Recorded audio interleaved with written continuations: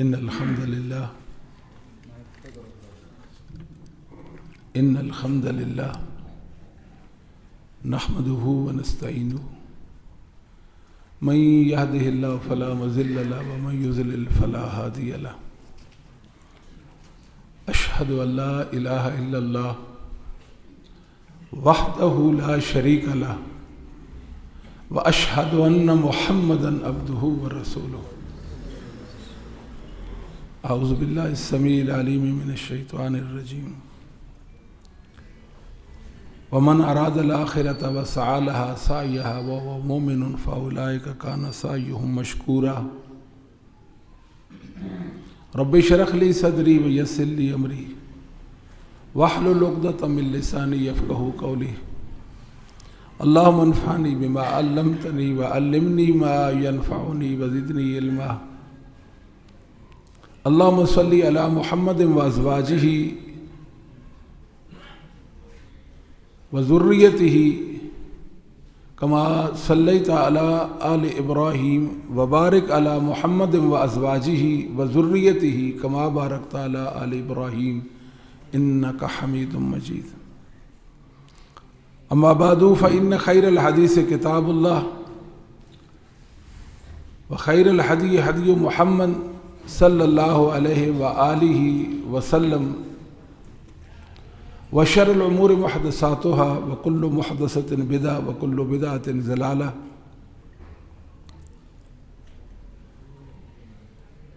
علماء کرام، قابل صد احترام بزرگوں، بھائیوں، دوستوں، قدر اللہ ما شاء وفعل، کوشش تو کی کہ بر وقت پہنچا جائے، لیکن حالات کی وجہ سے تاخیر ہوئی۔ الحمدللہ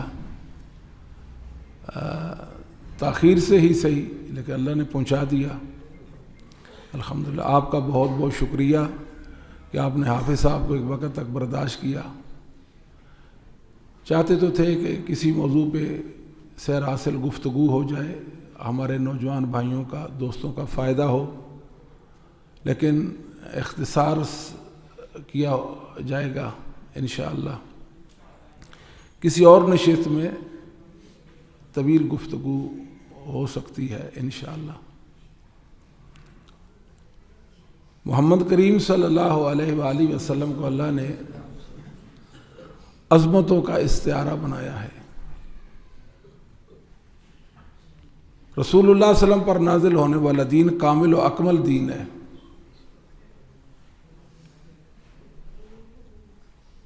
تنسیساً و تعلیلاً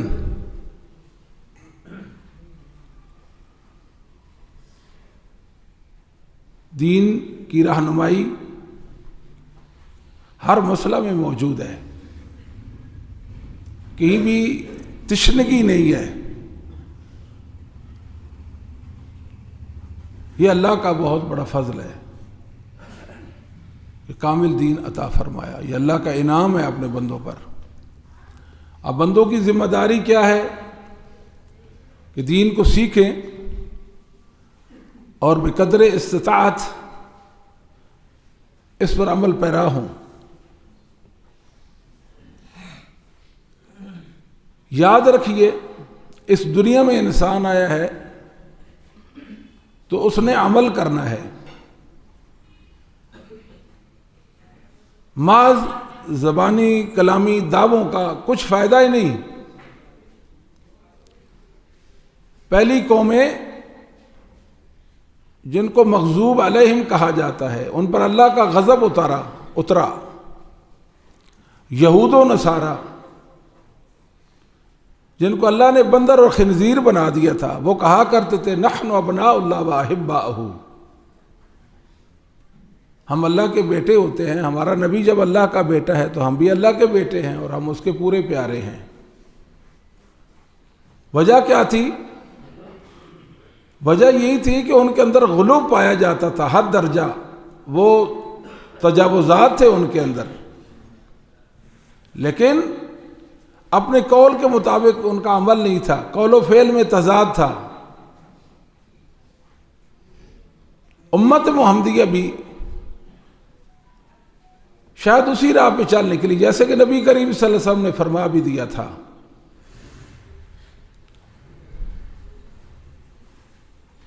جب اتنا بڑا انعام ہے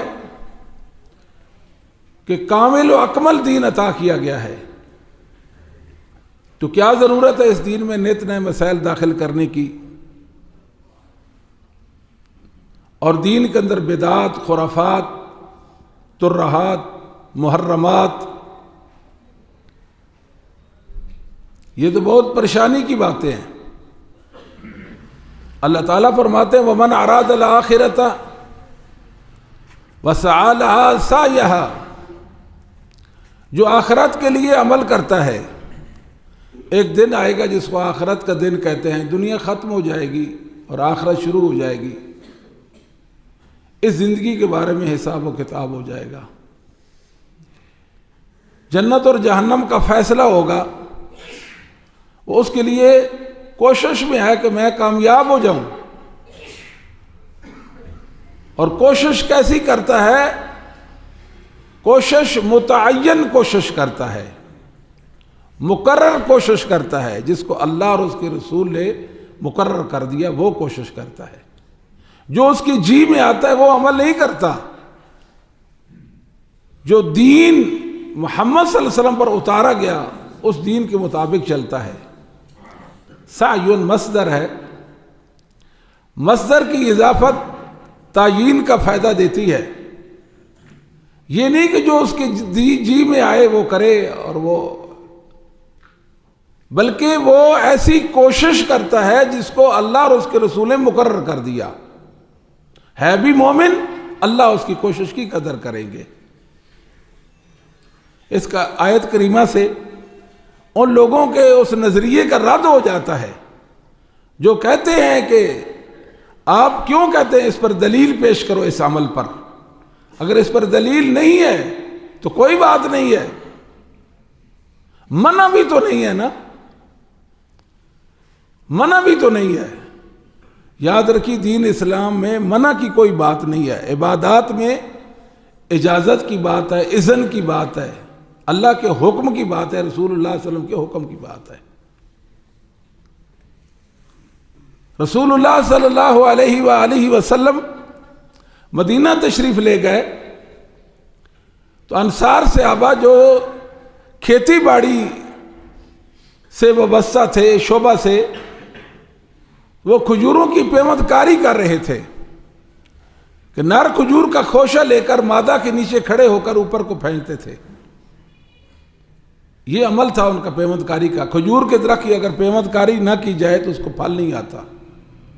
یہ ہمارے سکھر کے علاقے میں بھی ایسے ہی ہوتا ہے، اور بعض ایسی فصلیں ہیں کہ قدرتی طور پر ان کی پیمند کاری ہو جاتی ہے، جس طرح یہ مکئی کے پودے ہیں، ان میں بھی نر مادہ پایا جاتا ہے، ایک بور سا ہوتا ہے، سٹا لگتا ہے، وہ اڑ کر نر سے مادہ کی طرف جاتا ہے، پھر چھلی لگتی ہے۔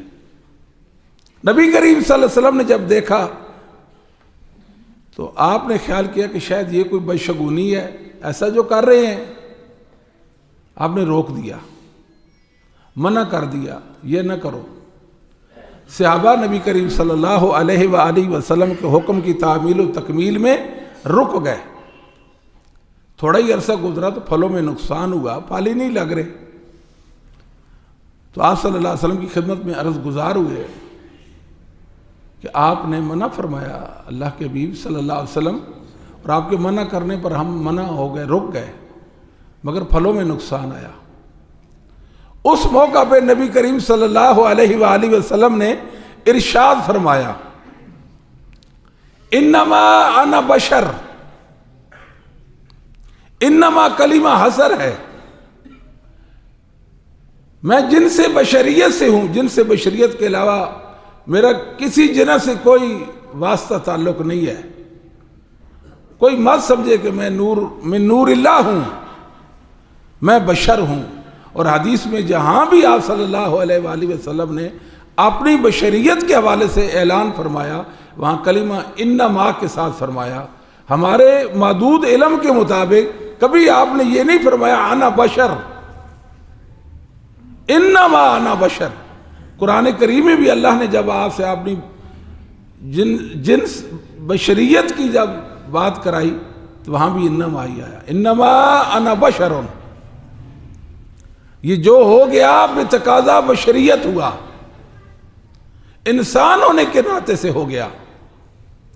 اذا امرتم بشیء من دینکم فخذوہ بہ، میری ہستی اور میری حیثیت کو پہچانو، میں اللہ کا پیغمبر ہوں، میں اللہ کا رسول ہوں۔ جب میں آپ کو اللہ کے دین کے متعلق کوئی بات بتاؤں، اس کو سختی کے ساتھ آپ نے پکڑ لینا ہے، لے لینا ہے۔ فَخُذُوهُ بِهِ، بعض علماء نے اس کا معنی کیا آپ نے اس پر سختی کے ساتھ عمل پیرا ہو جانا ہے۔ وَإِذَا أَمَرْتُكُمْ بِشَيْءٍ مِّن رَّأْيٍ فَإِنَّمَا أَنَا بَشَرٌ، فَإِنَّمَا أَنَا بَشَرٌ، جب میں اپنی رائے سے کوئی بات کروں تو میں بشر ہوں، بے تقاضا بشریت مجھ سے خطا بھی ہو سکتی ہے، غلطی بھی، کوئی خلاف اولا کام کے بارے میں آپ کو میں کہہ سکتا ہوں، شاید اس کا یہ معنی ہے انما انا بشر، میں بشر ہوں۔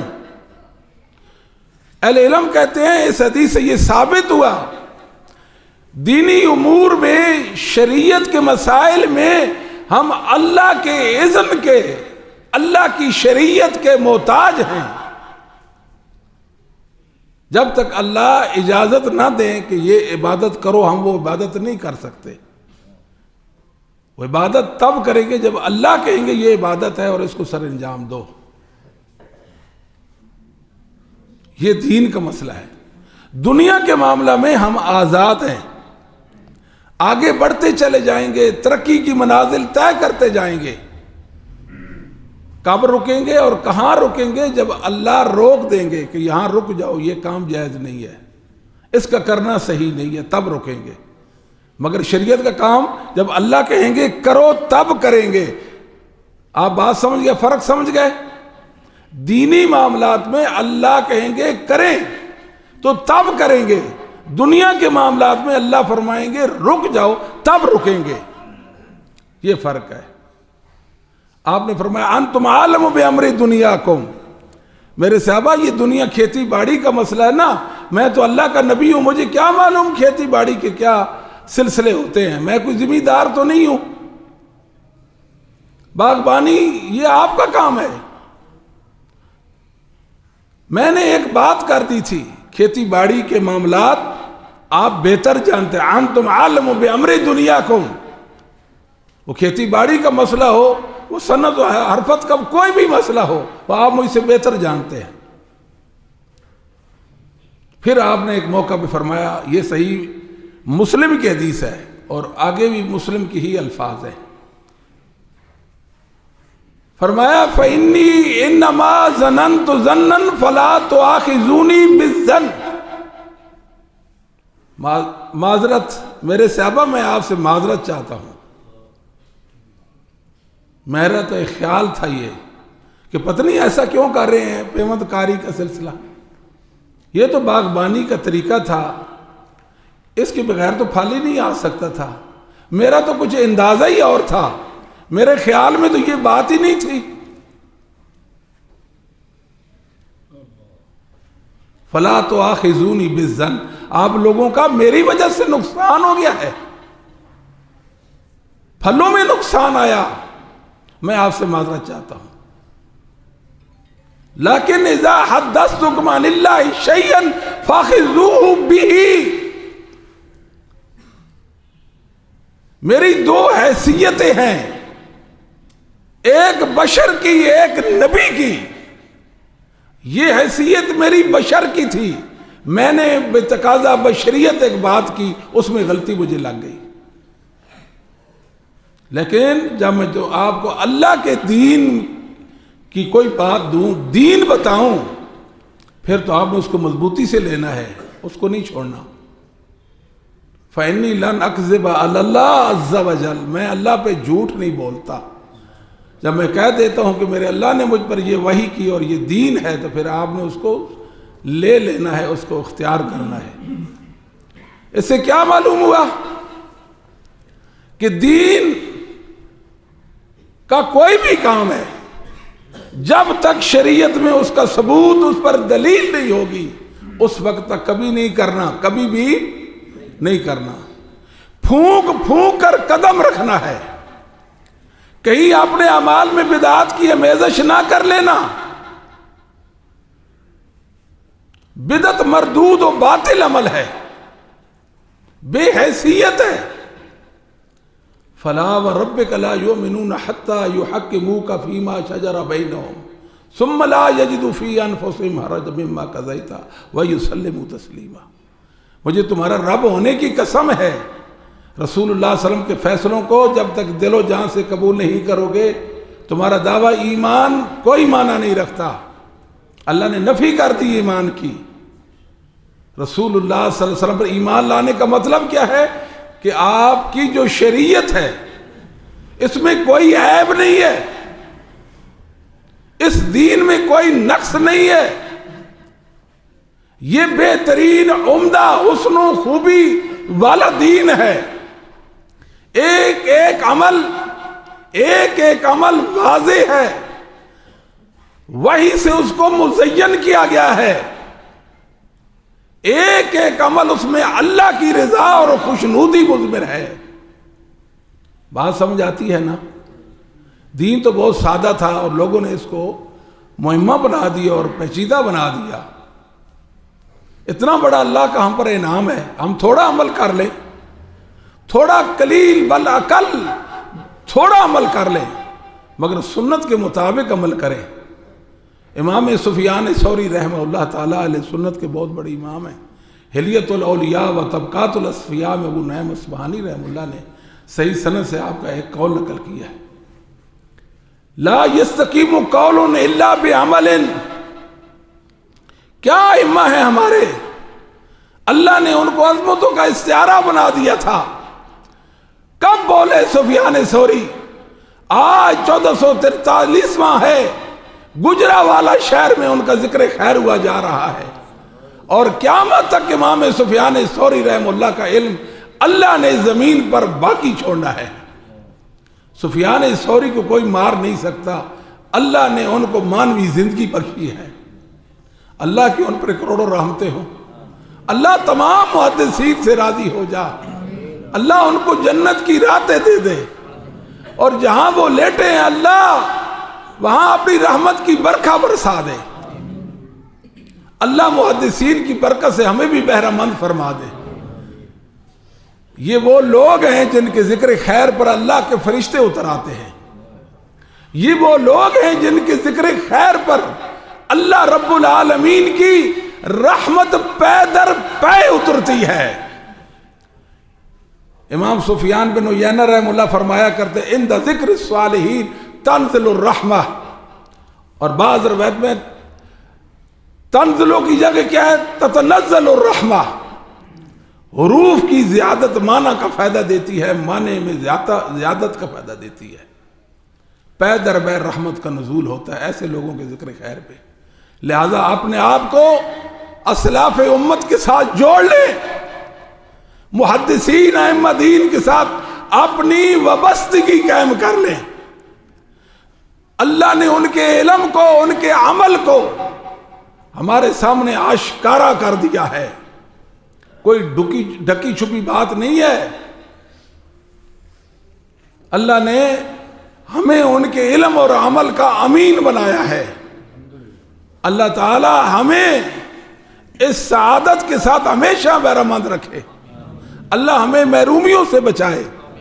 تو سفیان بن عیینہ رحمہ اللہ کا قول تو آپ نے سن لیا، ایک ہے سفیان بن سعید ثوری رحمہ اللہ تعالی، لا یستقیم قول الا بعمل۔ مسلمانوں زبانی کلامی دعووں کا کوئی فائدہ نہیں ہے، کچھ فائدہ نہیں، جو کہتے اس پر عمل کر دو، بات ختم۔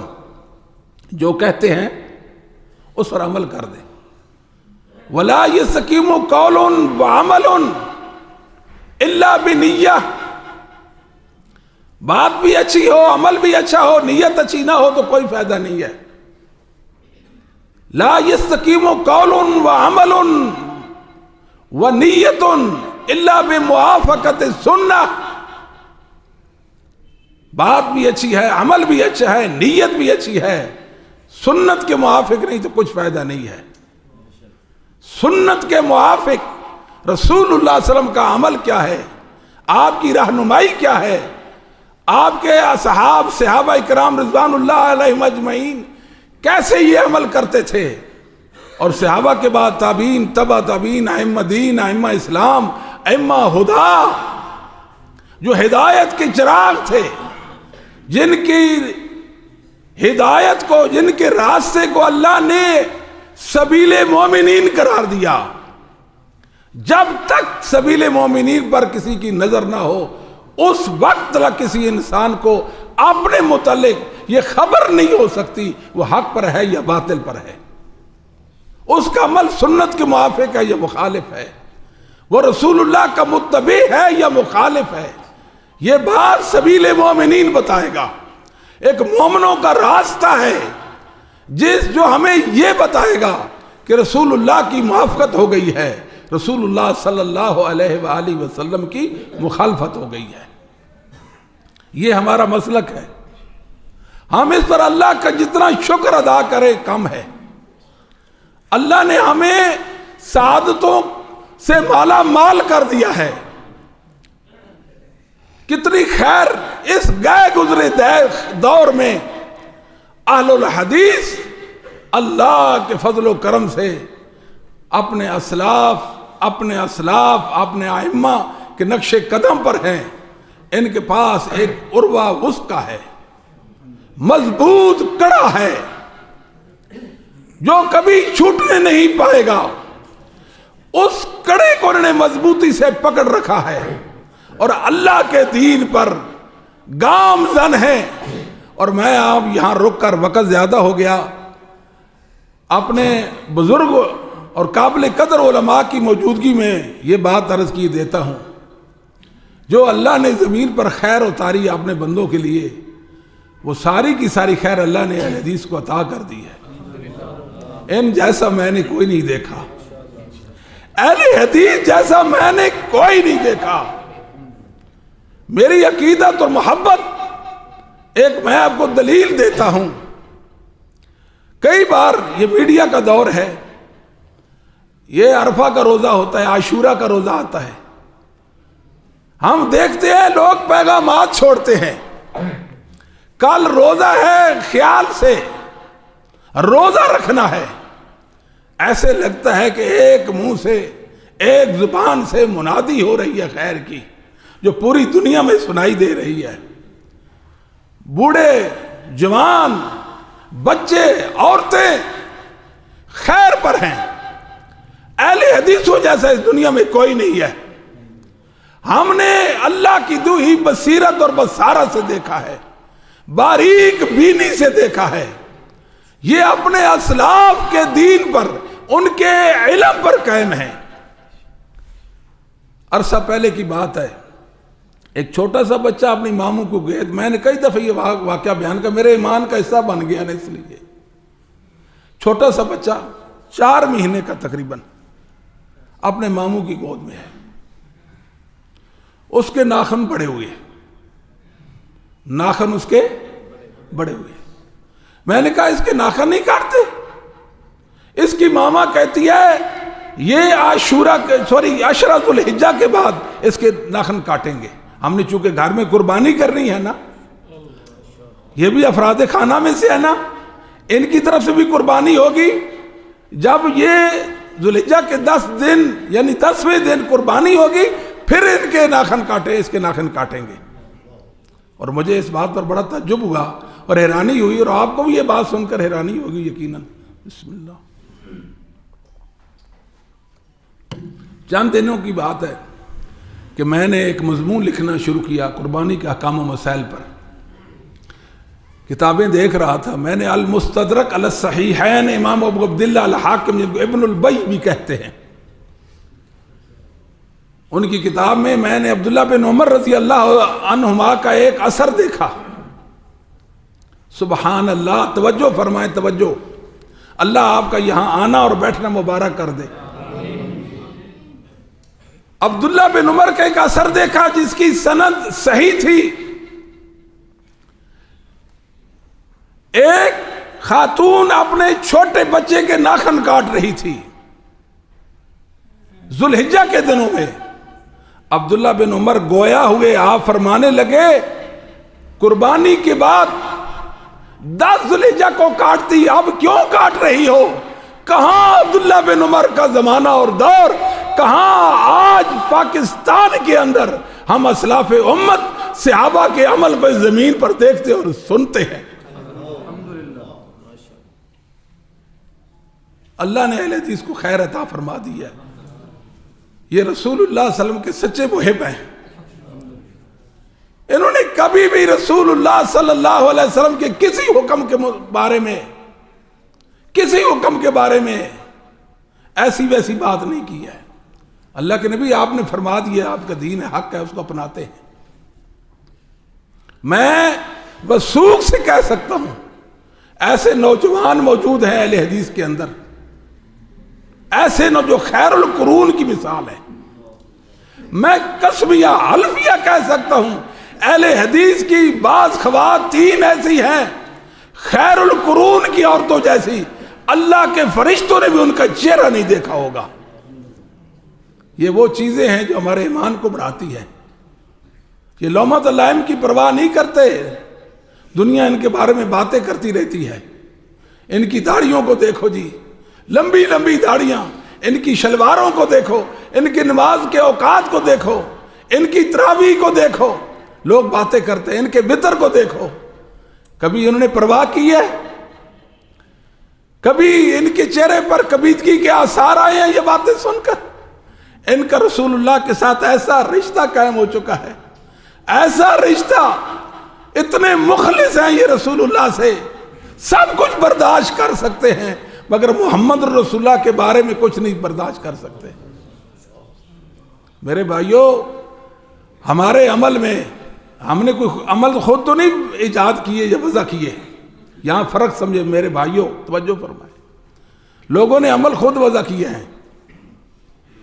کسی کے بزرگ نے کوئی عمل وضع کر دیا، متعارف کرا دیا، یہ بھی کر لیں، وہ بھی کر لیں، وہ بھی کر لیں، اس طرح کے عمل ہوتے رہے.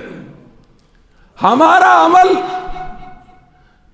اللہ کے فضل و کرم سے قرآن و سنت کے دلائل سے ثابت، صحابہ کی زندگیوں میں اس کا ثبوت اور وجود، ائمہ دین کی کتابوں میں اس کا ذکر، ان کی زندگیوں میں اس کی چھاپ نظر آتی ہے. ایک عمل اہل حدیث کا بھی ایسا نہیں ہے، ایک عمل ایسا نہیں ہے، ایک عمل ایسا نہیں ہے جس سے اسلاف امت بے خبر ہوں، ان کے علم میں نہ آئے اور ہم اس کو دین بنا لیں. ایک مثال بھی دنیا میں اہل حدیث کے متعلق کوئی پیش کر سکتا نہیں کر سکتا، نہیں کر سکتا اس کی مثال. یہ مسند علی ابن جعد کے اندر ایک اثر ہے، سند اس کی صحیح ہے. ابو مسعود بدری رضی اللہ تعالیٰ عنہ حذیفہ بن یمان رضی اللہ تعالیٰ کے پاس گئے، جو صاحب و سر نبی ہیں، نبی پاک کے رازدان تھے. فرمان لگے حذیفہ مجھے آپ وصیت کریں. کہا اللہ کی وحی آپ تک نہیں پہنچی، اللہ کی وحی آپ تک نہیں پہنچی. بلا و عزت ربی، میرے رب کی عزت کی قسم، اللہ کی وحی تو ہم تک پہنچی ہے. فرمایا پھر سن لے، فعلم ان الزلال حق الزلالہ ان تعرف ما كنت تنکر وان تنکر ما كنت تعرف وَإِيَّاكَ وَتَلَوُّنْ فَإِنَّ دِينَ اللَّهِ وَاحِدٌ. دین وہ جو صحابہ نے اختیار کیا، ائمہ دین نے امت کے سامنے پیش کیا، اسی دین کا تسلسل اہل حدیث کے پاس ہے، اسی دین کا تسلسل اہل حدیث کے پاس ہے. وَإِيَّاكَ وَتَلَوُّنْ وَدِينَ اللَّهِ وَاحِدٌ وَدِينُ اللَّهِ وَاحِدٌ فَإِنَّ دِينَ اللَّهِ وَاحِدٌ. ان میں دو رنگی نہیں کہ ایک صدی ایک زمانے میں کوئی عمل اور ایک زمانے میں کوئی عمل، ایسا نہیں ہے. انہوں نے محدثین کے علم پر پہرا دیا اور محدثین کے علم کو اپنی دلیل بنایا، اور ان کی دلیل اللہ کی وحی تھی۔ یہ خوش نصیب لوگ ہیں، یہ امتیازی حیثیت کے کبھی اپنے آپ کو یہ نہ سمجھیں جس طرح دوسرے لوگ ہیں ہم بھی ایسے لوگ ہیں، اللہ کے لیے مت خیال کرنا ایسے۔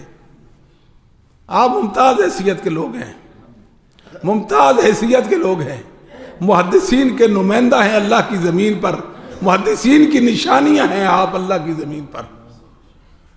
لوگ اہل حدیث کے جذبات سے واقف نہیں ہیں، اہل حدیث کے جذبات سے واقف نہیں ہیں۔ اہل الحدیث اللہ کی وحی کا صحیح معنوں میں جو درک رکھنے والے لوگ ہیں وہ لوگ ہیں۔ ان کے اعمال بدعت کے مزج سے پاک صاف ہیں۔ لوگ باتیں کرتے ہیں یہ بدعت حسنہ ہے، بدعت حسنہ، اور یہ بدعت سیئہ ہے۔ بدعت کی تقسیمیں کرتے ہیں نا، جب آپ کہیں یہ تو بدعت ہے، پہلی بات تو کہیں گے کہ آپ ہر کام کو بدعت کہتے ہیں۔ ہم کہتے ہیں آپ کا ہر کام بدعت ہے تو ہم نے بدعت ہی کہنا ہے نا، سوچے تو صحیح نا۔ جب آپ کا ہر کام بدعت ہے تو ہم نے بدعت ہی کہنا ہے، کیا کہیں اس کو؟ نہیں جی آپ نے ٹھیکہ لے رکھا ہے، ہر کام کو بدعت کہتے ہیں۔ بھائی دلیل دو۔ کہتے ہیں دلیل کی کیا ضرورت ہے، اچھا کام ہے، اچھا کام ہے، میری نیت بھی اچھی ہے، میری نیت بھی اچھی ہے، تو منع بھی تو نہیں ہے نا، اس کے منع کدھر ہے؟ یاد رکھیں بدعت کی تقسیم نہیں، اہل السنہ والجماعت کے نزدیک، اہل السنہ والجماعت کے نزدیک سنت، اہل السنہ والجماعت کے نزدیک بدعت کی تقسیم نہیں، کل بدعت ضلالہ، ہر بدعت گمراہی ہے۔ بدعت ہے کیا پہلے تو یہ بھی دیکھ لیں۔ علامہ عینی نے عمدۃ القاری کے اندر جو بدعت کی تعریف کی ہے، وَهِيَ مَا لَمْ يَكُنْ لَهُ أَصْلٌ فِي الْكِتَابِ وَالسُّنَّةِ وَقِيلَ إِظْهَارُ الشَّيْءِ لَمْ يَكُنْ فِي عَهْدِ رسول اللہ صلی اللہ علیہ وسلم فِي زمن الصحابہ رضی اللہ عنہ۔ بدعت کیا ہے؟ جس عمل کی اصل، جس کا ثبوت اللہ کی وحی میں، قرآن میں، حدیث میں نہ ہو، وہ بدعت ہے۔ بات سمجھتے ہیں؟ ایک تعریف یہ کی گئی ہے کہ ایسا عمل جو نبی پاک صلی اللہ علیہ وسلم کے بعد صحابہ کے دور میں وہ ظاہر نہ ہوا ہو، بعد میں اس کو لوگوں نے دین بنا لیا ہو۔ یہ جو بدعت کی تعریف ہے، ایسے تو یہی بات معلوم ہوتی ہے کہ ہر بدعت گمراہی ہے، بدعت کی تقسیم نہیں ہے حسنہ اور سیئہ کے حوالے سے۔ کیوں؟ اس لیے کہ جب قرآن و حدیث میں اس کی اصل ہی نہیں ہے، قرآن و حدیث میں اس کا ثبوت ہی نہیں ہے، بے ثبوت چیز کو، بے دلیل چیز کو آپ دو حصوں میں بانٹ دیں، یہ اچھی چیز ہے، یہ بری چیز ہے، یہ حسنہ ہے، یہ سیئہ ہے، یہ کوئی معنی نہیں ہے۔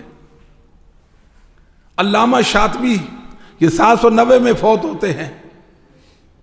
کیا کمال کا انسان تھا، بدعت کے رد پر الاعتصام بے نظیر بے مثال کتاب لکھ دی ہے۔ کہتے ہیں ان ھذا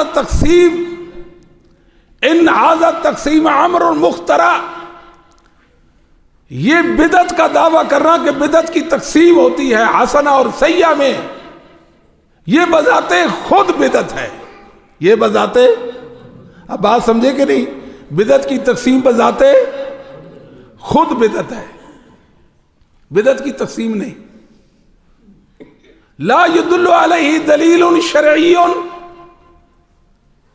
آخر بدعت کیوں اس کی تقسیم صحیح نہیں؟ اس لیے کہ بدعت پر کوئی شرعی دلیل ہوتی نہیں ہے۔ جس پر شرعی دلیل نہ ہو، شرعی دلیل میں اس کا ثبوت نہ ہو، وہ کیسے اس کو آپ سیئہ اور حسنہ میں تقسیم کر سکتے ہیں؟ بل ہوا نفسہ متدافع، بلکہ بدعت کی تعریف بدعت کی تقسیم کے دعوے کا رد کرتی ہے۔ جب بدعت آئی بے ثبوت تو آپ تقسیم کیسے کریں گے؟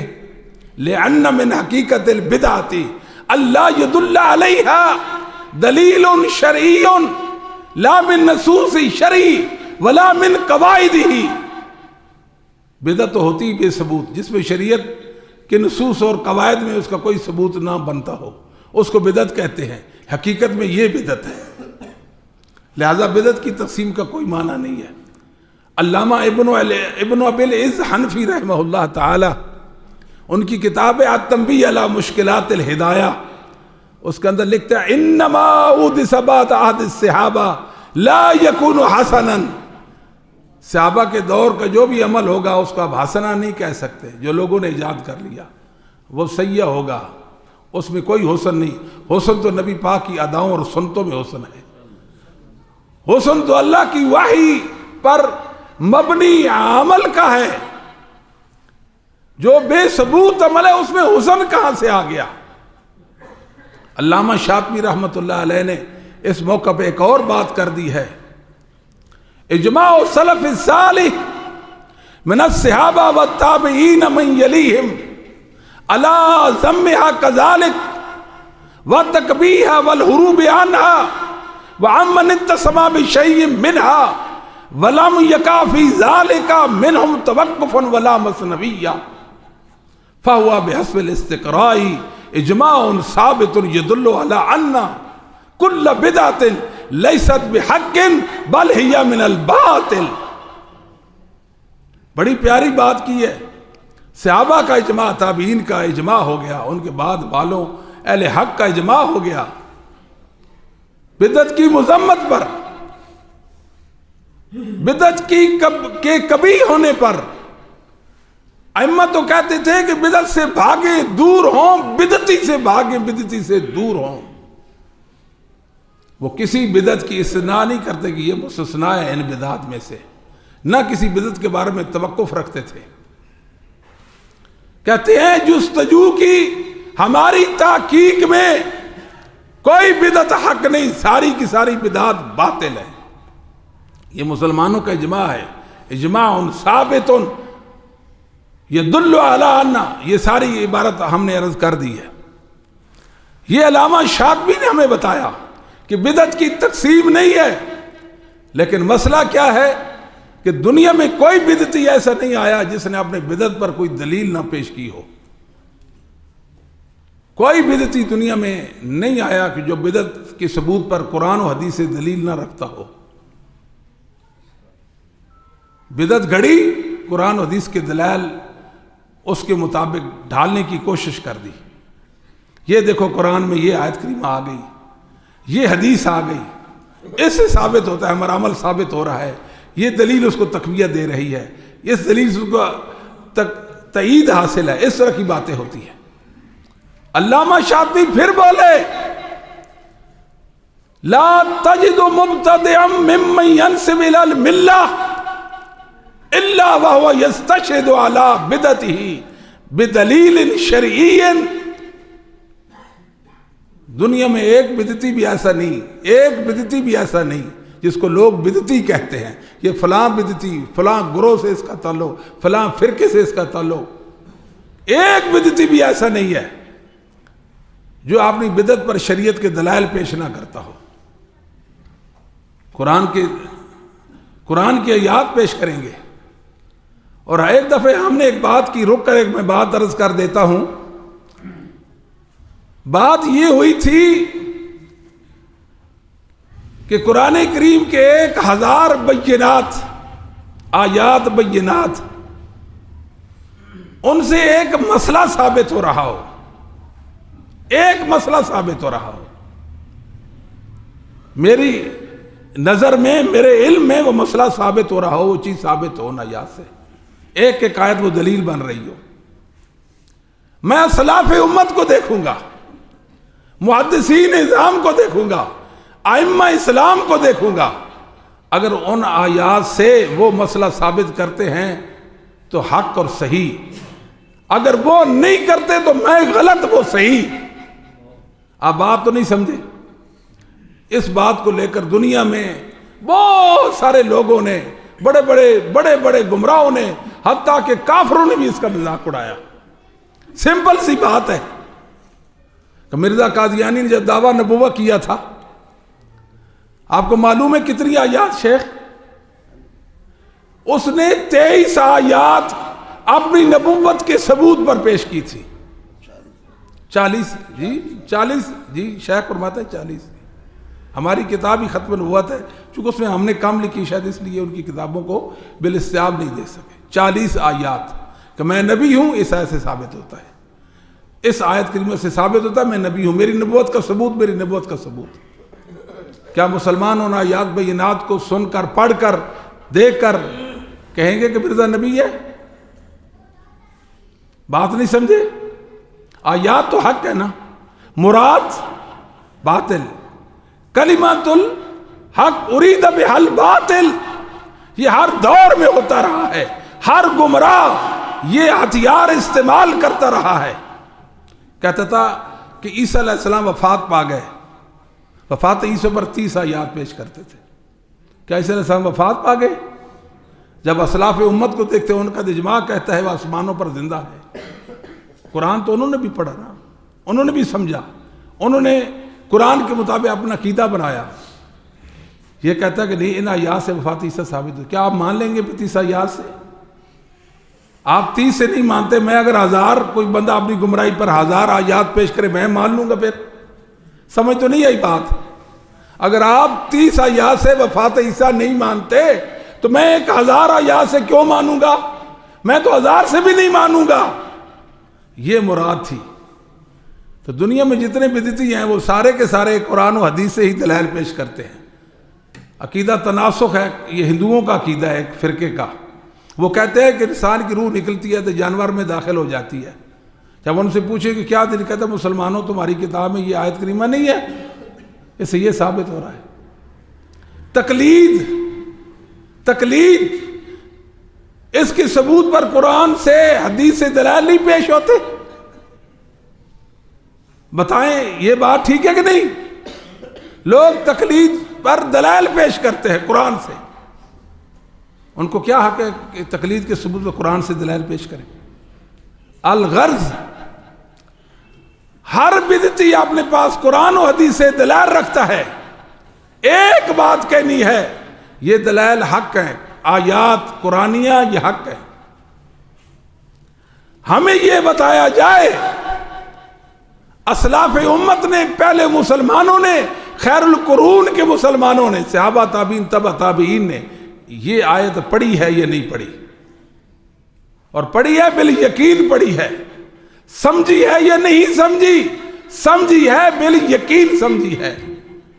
جب انہوں نے یہ آیت کریمہ سمجھی اور پڑھی، وہ تو یہ بات نہیں کرتے جو آپ کر رہے ہیں۔ آپ اپنا علم گھر لے جائیں، ہمیں آپ کے علم کی ضرورت نہیں ہے۔ بات سمجھے کہ نہیں؟ ایک مسجد میں بیٹھا ہوا ایک صاحب بھائی کہتے ہیں کہ نبی کریم صلی اللہ علیہ وسلم عالم الغیب ہیں۔ میں نے کہا دلیل؟ اس نے قرآن کریم کی ایک آیت پڑھی۔ میں نے کہا نہیں، آیت نہیں پڑھنی۔ آپ قرآن نہیں مانتے؟ میں قرآن تو مانتا ہوں، مسلمان ہوں، اہل الحدیث ہوں۔ اس نے ایک حدیث پڑھی۔ میں نے کہا حدیث نہیں پڑھنی۔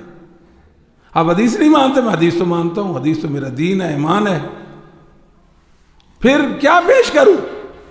میں نے کہا سلاف امت میں، صحابہ میں، تابعین تبع تابعین میں ایک فرد بشر بتا دے پہلی، دوسری، تیسری، چوتھی صدی کے اندر جو یہ کہتا ہو النبی یعلم الغیب، نبی غیب جانتے تھے، آپ سچا، آپ سچے، میں جھوٹا، آپ کا عقیدہ صحیح، میرا عقیدہ۔ بات سمجھے کہ نہیں؟ اس کا مطلب آپ قرآن کو سمجھے، جو علم آپ کے پاس آ گیا ان کے پاس نہ آیا، آپ کو فوقیت و برتری حاصل ہوگی ایک لحاظ سے ان پر، یہ بذات خود غلطی ہے، غلط بات ہے۔ کوئی ایک صحابی بتا دیں، آپ کہاں سے لائے وہ بیچارے صحابہ؟ میں نے کہا میری بھی باری آنے والی، اگر مجھے آپ کہیں، آپ جو کہتے ہیں کہ نبی غیب نہیں جانتے تو آپ پیش کریں صحابہ، میں صحابہ سے، تابعین سے، تبع تابعین سے، ائمہ دین سے آپ کو بتاؤں گا انشاءاللہ۔ میں کہا بخاری مسلم ہے، سے عائشہ فرماتی جو یہ کہے نبی عالم الغیب ہے وہ جھوٹ بولتا ہے۔ اللہ جو کہتے ہیں کہ اللہ غیب جانتے ہیں، اللہ کے علاوہ کوئی اور غیب؟ میں کہا صحیح عائشہ نے یہ آیت کریمہ نہیں پڑھی جو آپ آج پیش کر رہے ہیں؟ میں نے کہا علامہ قدوری نے جو 430 ہجری میں فوت ہوتے ہیں، اپنی کتاب التجرید کے اندر لکھا ہے کلنا کیا مطلب ہے؟ ہم کہتے ہیں، کلنا ہم کہتے ہیں، ہم کیا کہتے ہیں؟ النبی صلی اللہ علیہ وسلم لم یطلع علی الغیب، پیغمبر اسلام محمد صلی اللہ علیہ وسلم عالم الغیب نہیں تھے، غیب پر مطلع نہیں تھے۔ میں کہا یہ تو آپ کے تمام علماء کی نمائندگی کر رہے ہیں۔ کہتے ہیں کلنا، ہم یہ کہتے ہیں۔ اللہ کے بندو اپنی علماء کو دلیلیں دکھا رہے ہو قرآن و حدیث کی، آپ کہتے ہو نبی غیب نہیں جاتا، اور آپ وہ کہتے نہیں، ان کو آپ کہتے ہو کہ آپ کہتے ہو کہ نبی عالم الغیب نہیں، ہم آپ کو بتاتے ہیں قرآن اور حدیث سے ثابت ہے۔ کیسی بات ہے یہ؟ کوئی عقل کی سمجھ کی بات ہے کہ لوگ محدثین کو دلیلیں دکھائیں، ائمہ دین کو دلیل دکھائیں؟ یہ ہمارے مسلک میں جائز نہیں ہے کہ ہم محدثین کو دلیلیں دکھائیں۔ ان کی دلیل اللہ کی وحی ہے، ہم ان کے علم کے پیروکار ہیں۔ ہم نے دین ان سے سیکھنا ہے، دین کی تعبیریں ان سے ہم نے لینی ہیں۔ جو انہوں نے دین کا معنی سمجھا وہ معتبر، جو انہوں نے عمل پیش کیا وہ معتبر، جو انہوں نے عقیدہ پیش کیا وہ معتبر اور صحیح عقیدہ ہے۔ بات سمجھاتی ہے کہ نہیں؟ بدعتی لوگ جو ہوتے ہیں دلائل پیش کرتے ہیں۔ مثال کے طور پر یہ عید میلاد النبی کا موسم ہے، سیزن ہے، بڑے بڑے سلسلے ہوتے ہیں عید میلاد کے حوالے سے، لمبی لمبی تقاریر ہوتی ہیں، واعظ ہوتے ہیں، قرآن و حدیث کے دلائل پیش کرتے ہیں۔ کرتے کہ نہیں کرتے؟ قرآن سے دلائل پیش کرتے ہیں، قرآن سے دلائل پیش کیے جاتے ہیں۔ ہم کہتے ہیں کہ قرآن تو پڑھا گیا، قرآن تو سمجھا گیا، عید میلاد و نبی نہیں سمجھی گئی، اس کا مطلب یہ دین نہیں ہے۔ ورنہ تو سب سے زیادہ حقدار اصحاب رسول تھے، تابعین تبع تابعین ائمہ دین تھے، وہ رسول اللہ صلی اللہ علیہ وسلم کا یوم میلاد مناتے، اور پیغمبر نبی کریم صلی اللہ علیہ وسلم کے یوم میلاد کو محفلوں کا انعقاد کرتے۔ انہوں نے نہیں کیا تو دین نہیں ہے۔ اسے آگے بڑھے ذرا۔ علامہ مقریزی رحمہ اللہ تعالیٰ یہ مصر کے بہت بڑے مورخ گزرے ہیں، 845 میں یہ فوت ہوتے ہیں۔ ان کی کتاب ہے المواعظ والاعتبار بذکر الخطط والآثار، اس کے اندر لکھا ہے کہ یہ 363 ہجری میں 300 فاطمی شیعوں نے زمین پر سب سے پہلے نبی پاک صلی اللہ علیہ وسلم کا یوم میلاد منایا۔ سمجھاتی ہے بات؟ پہلی صدی، دوسری صدی، تیسری صدی، چوتھی صدی، 63 سال میں یہ عمل دنیا میں وجود میں آتا ہے، اس سے پہلے اس کا وجود نہیں۔ تو یہ دین بنا لے ہم؟ آپ کا کیا خیال ہے ہم اس کو دین کہہ دیں؟ رسول اللہ کے ساتھ محبت کا یہ معیار بنا لے؟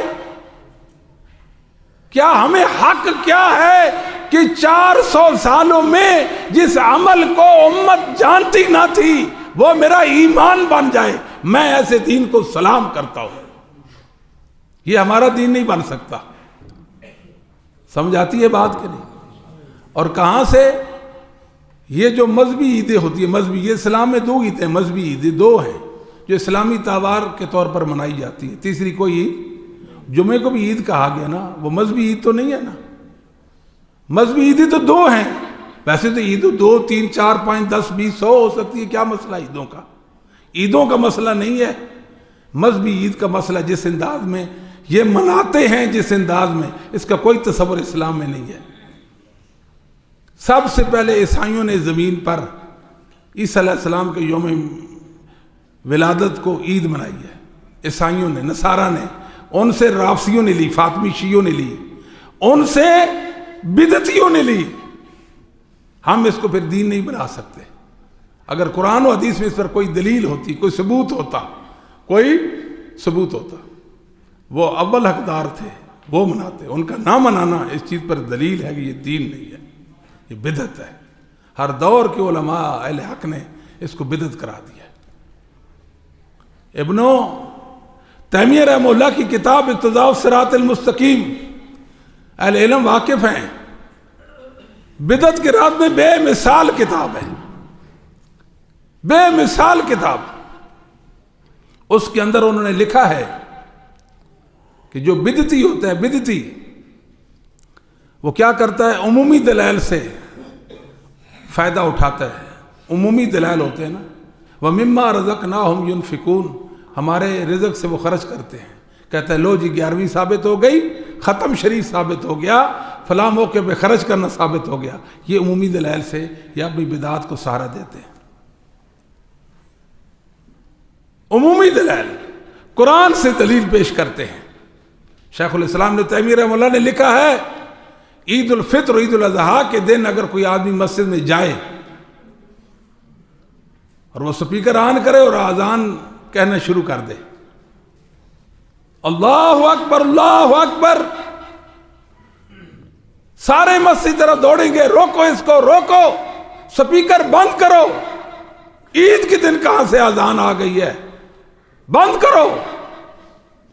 وہ کہے گا بھلے لوگوں میری بات تو سنو نا، میری نیت کتنی اچھی ہے، میں چاہتا کیا ہوں کہ عید والے دن مسلمانوں کو عبادت کے لیے جمع کیا جائے.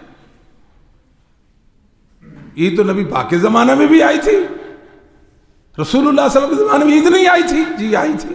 صحابہ کے دور میں آئی تھی؟ جی آئی تھی. انہوں نے اذان کہلوائی تھی؟ نہیں کہلوائی تھی. آپ کیوں کہتے ہو؟ کہلوائی نہیں تھی نا، منع بھی تو نہیں کیا. کہلوائی نہیں تھی، منع بھی منع کیا. وہ کہتے ہیں منع کی کیا بات ہوئی؟ پھر یہاں پھنس گئے، سمجھ آئے گی نہیں. اگر ابن تیمیہ رحمہ اللہ کہتے ہیں یہاں ان کو بات سمجھ آ جائے، بدعات سے ان کا دامن خالی ہو جائے گا. پھر وہ روئی جائے، وہ کہے بھئی میں کہاں سے منع آپ کو دکھاؤں، منع نہیں ہے، مجھے منع دکھاؤ، منع دکھاؤ. ثابت نہیں ہے نا، آپ بھی تو کہتے ہو بدعت ثابت نہیں، منع نہیں ہے.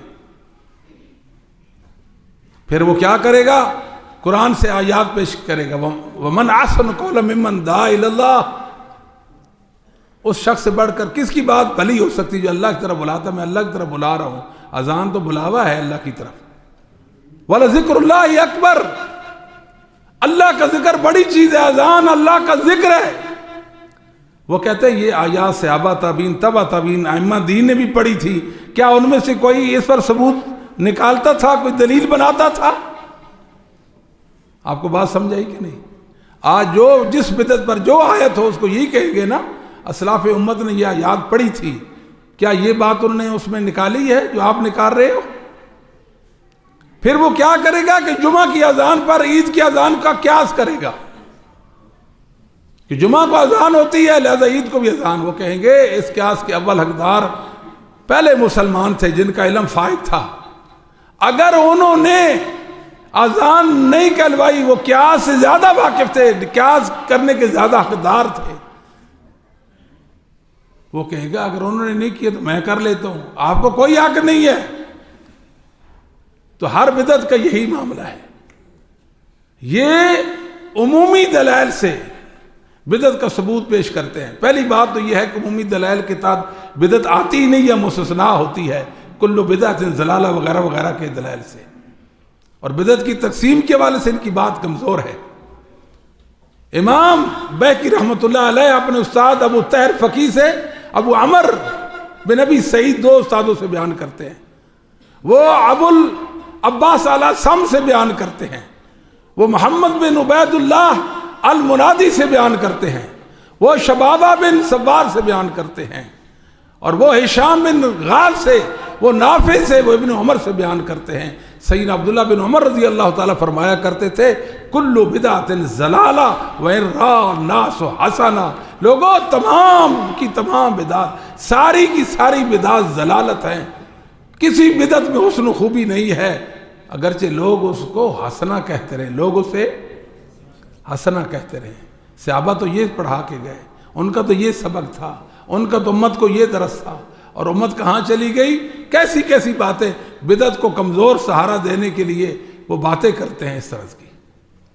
بدعت تو بے ثبوت عمل، آخری بات، بدعت بے ثبوت عمل ہے جس کی کوئی حقیقت نہیں ہوتی.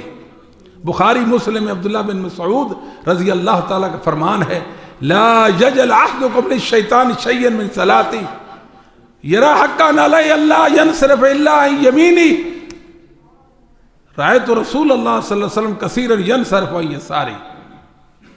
کوئی بندہ نماز میں شیطان کا حصہ نہ بنائے وہ کہے کہ میں ہمیشہ مقتدیوں کی طرف دائیں جانب سے ہی پھروں گا، اپنے آپ پر لازم کر لیتا ہے، جبکہ میں نے رسول اللہ صلی اللہ علیہ وسلم کو کئی بار بائیں جانب بھی مقتدیوں طرف متوجہ ہوتے دیکھا ہے۔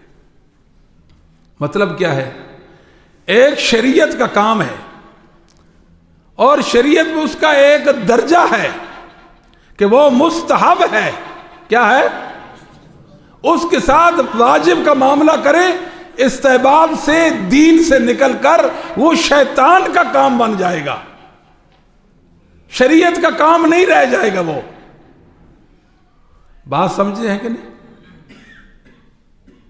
تو ایک ایسا عمل جو مستحب بھی نہیں ہے، جو مستحب بھی نہیں ہے، وہ مستحب اس کو واجب سمجھے تو شیطان کا عمل ہوتا ہے، اور ایسا عمل جو مستحب بھی نہیں اس کو دین بنا لیں تو وہ کیا ہوتا ہے، اس کا آپ خود اندازہ لگا لیں۔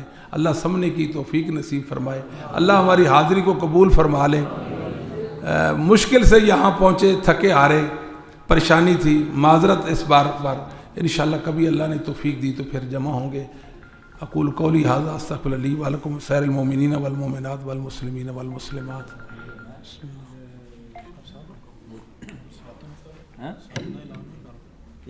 کر دیتا ہے۔